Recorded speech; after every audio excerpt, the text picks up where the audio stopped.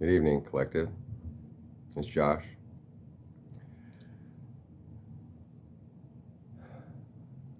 We're gonna have a nice calm week.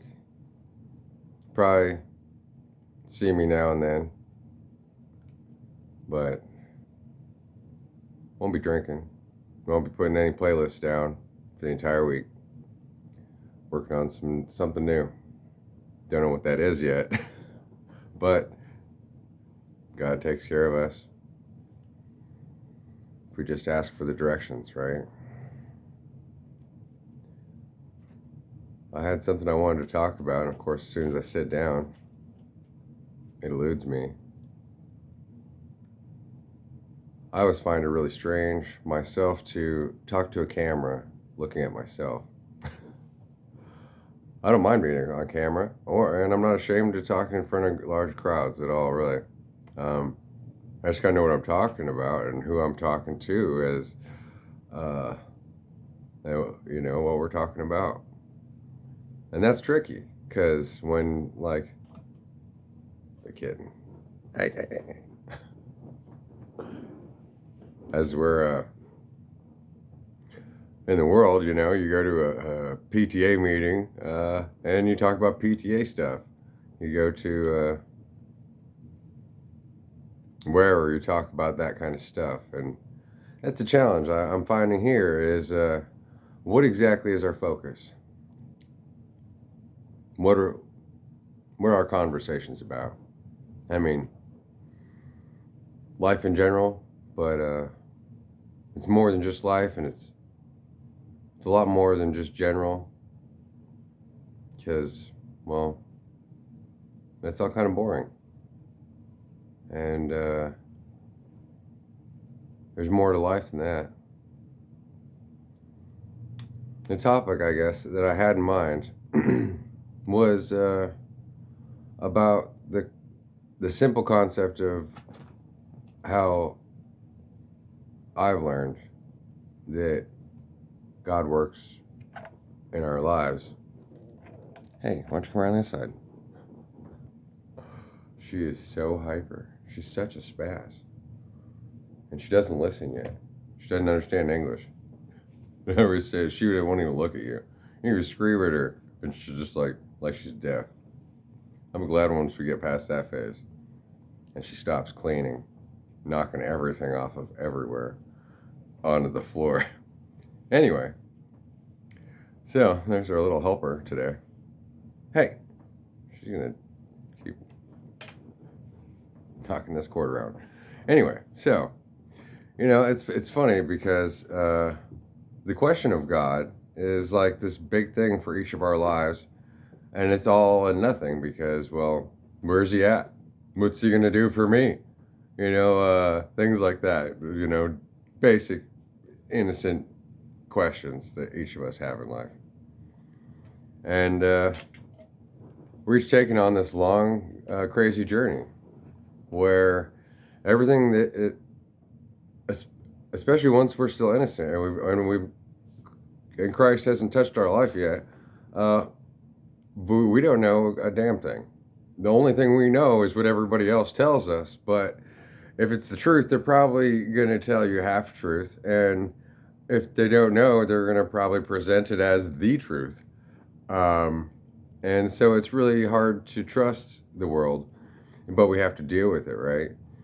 And so, the question of what's a mistake, well, this book says that this is wrong, and these people say this is right, and well, God is with and within and around each of us as, sure, a very personal experience and a personal walk, and at the same time, there's nobody that is excluded from this, and each of us is excluded and separated from all others by the divine. So what is a mistake if we don't know and something leads us to do it? Well, because of the laws of karma, ironically, the world's set up in a reverse, backwards, against us in karma. So then we're only looking for advantages, benefits, gains, free, whatever. And everything that we get gives us a form of negative karma. If you exclude all the negativity and shadow and darkness from your life, then there has to be balance in the universe. And so that will come to take over your life or consume it entirely, no matter what you've created in the end. It'll just go back into the box and bye. And so there has to be a balance. And that's why it's best that each of us have had trials and tribulations and had all the negative, nasty, bad things possible happen to us while we're young.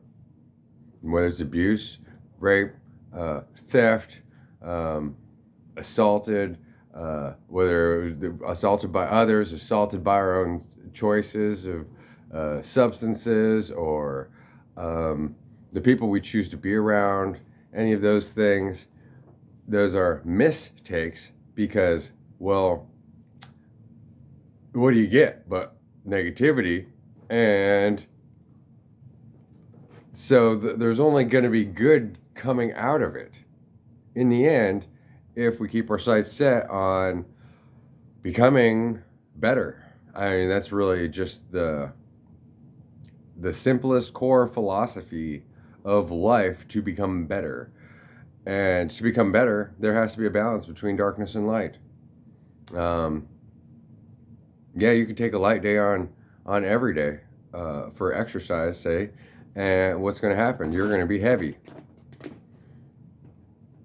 So there's the balance of darkness and light. Or you can lift some heavy weight every now and then, a few times a week, and all the weight you gain is going to be dense and strong and work for you, even when you're not doing anything. It's all potential energy. We can't take the easy way out of every path. And once we have entered into any kind of soul agreement, then there is a journey that begins that we can't just, I mean, we can, I suppose, but the ego comes into play there when we think that we have control and I decide when this starts and this ends. No, you don't. No, you don't. It'll come back. Things God's nature does not work that way. You're in control, but only this much, and something else is in control of everything. You can have everything ready and have prepared, and you get all the way to the Olympics, and then the morning you wake up and everybody knows you're the world record holder, and just yesterday in practice you broke the world record, not even trying. You wake up for the morning of the Olympics and you got pneumonia, and there's no way you can compete, and you put all that effort in and said, no, you don't have control. Right? See what I'm saying? And so this also comes back to the core point of what I wanted to bring up. I'm not against any religion or any church. They're all foundations of what we have today, and complete and incomplete stones holding the world together. Without those things, there'd be much more chaos, and there wouldn't be any guidance, because you wouldn't be able to elevate your knowledge through looking at different perspectives. But ultimately, God works through each of us individually and takes each of us on an individual course, which is why it is so challenging to have a family and to have a church, to have a group that says, well, this is we. Oh, so when one person in the group decides something, then everybody else has to go along with that. That poses some questions, right? Because we're all led separately. And that is the touchstone of a point that the world has been immersed in to bring to everyone's attention for so long. You can't get away. You can't go run away and go hide by yourself at the same time as you can't just come in and stay in society and just use it all up and not take part in it. Well, yeah, you can, but either way, you're gonna be, used for parts. Just like in nature, yeah, you'll be broken down and used for parts out there as soon as a mountain lion wants to get to you, whatever God sets up in your path. And so then there has to be this giving as well, which is challenging, and that is why it's important for each of us to have our own story, our own truth, and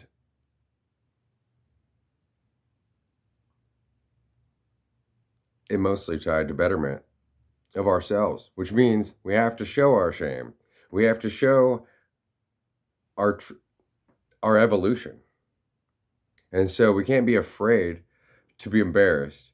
And because anybody who looks like they're always put together, everything's all perfect. Yeah. Well, maybe it is, but that just poses some interesting questions right there because everything has equal dark and light.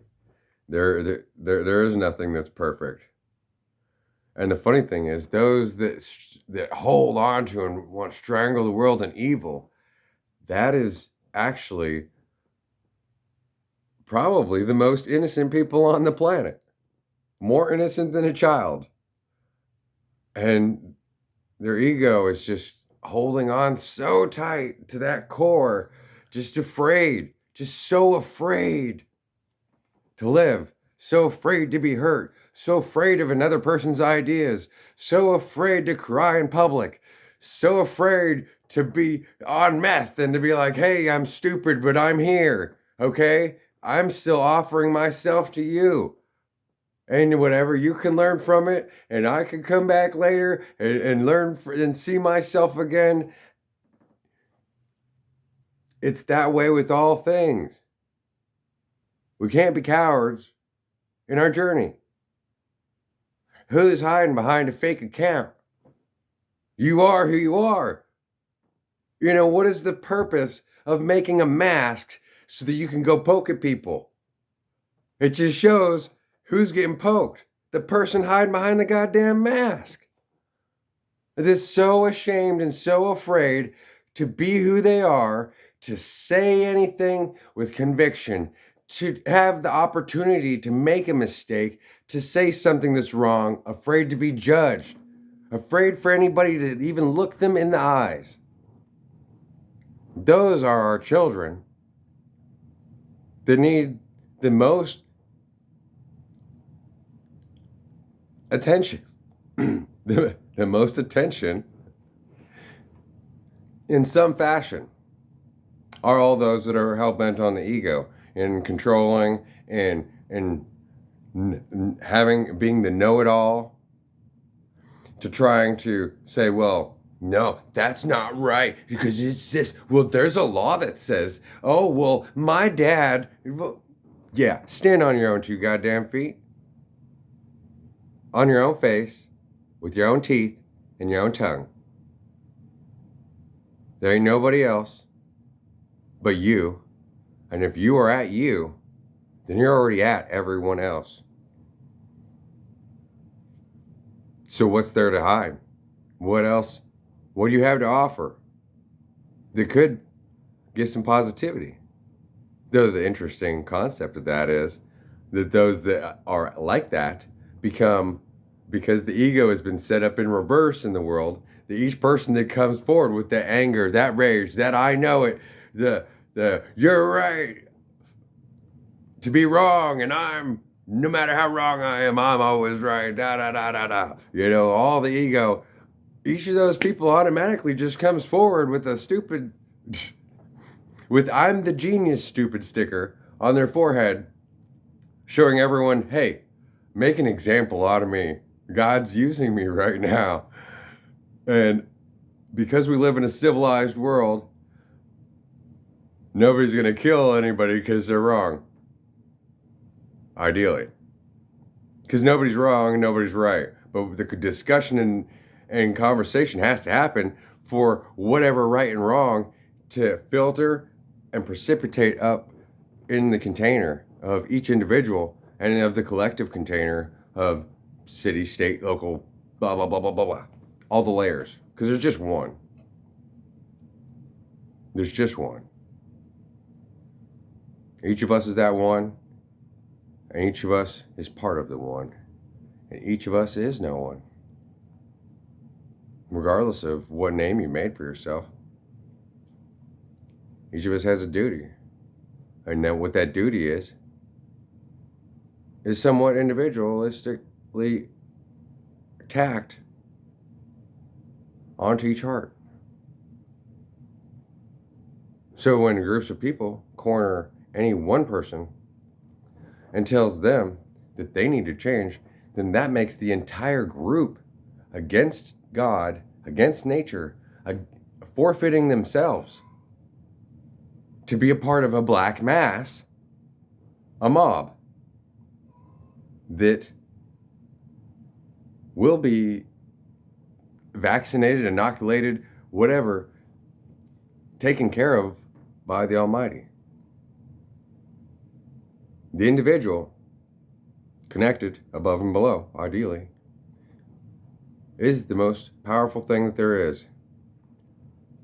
Having a family and having a group and all that is great. But can you be the same person if tomorrow you lost everybody and everything? Could you be having this conversation? Or would you be asking for help? I know so many people with so much more blessings than I have. And they're always asking for help. Donations, people help them out of their trouble and stuff. Sure, they got lots of good things going. But we're just crossed together when we're not in the pillar of light.